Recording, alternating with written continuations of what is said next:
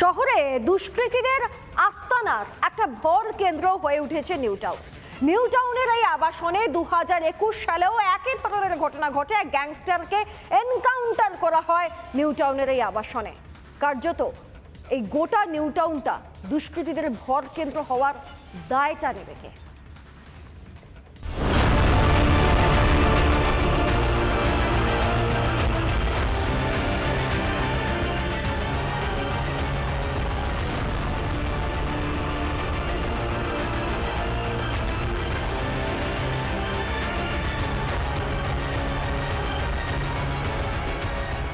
পাটনায় gangster খুনের ঘটনায় ফের শিরোনামে নিউ টাউনের সুখবৃষ্টি আবাসন। বহিরাগতদের অবাধ প্রবেশ থেকে মদের আসর, নেই পর্যাপ্ত নিরাপত্তা রক্ষীও।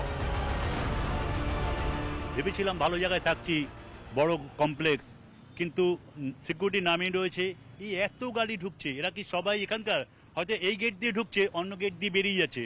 তো নিরাপত্তা নেই, আমরা তো সে তো দেখেই বোঝা যাচ্ছে। তারপরে ও বছর 4-5 আগে ওখানেও এনকাউন্টার হয়েছিল, তাহলে ও তো এখন নিরাপত্তাহীনতায় তো আমরা আছি। সরকারের আমলে তো আমরা আছি।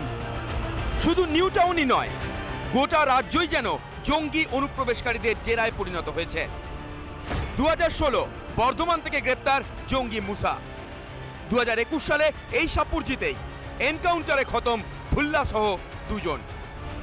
2022 সালে হলদিয়ায় ধৃত জাহাঙ্গীরপুরের অশান্তিতে যুক্ত আনসার। 2024 দীঘায় ধৃত বেঙ্গালুরু বিস্ফোরণে যুক্ত আব্দুল মতিন।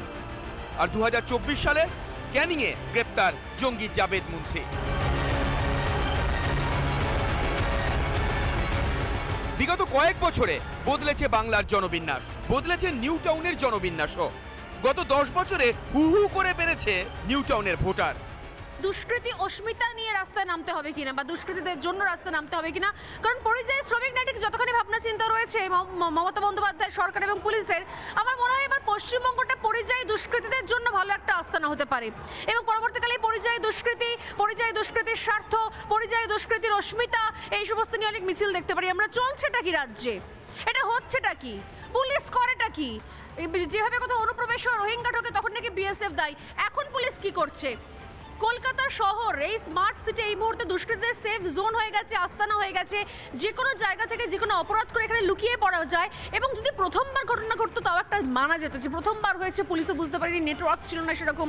প্রতিবার হয় এক জিনিস হয়। হত্যা করার পরে পশ্চিমবঙ্গে এসেই আজকে কেপ্ট কাউন্সিল কেন আজকে এতগুলো স্টেটের মধ্যে থেকে এখানে এটা বেছে নিল? সেফটি অ্যান্ড সিকিউরিটির জন্য আজকে পুলিশ কমিশনারেট করা হয়েছিল।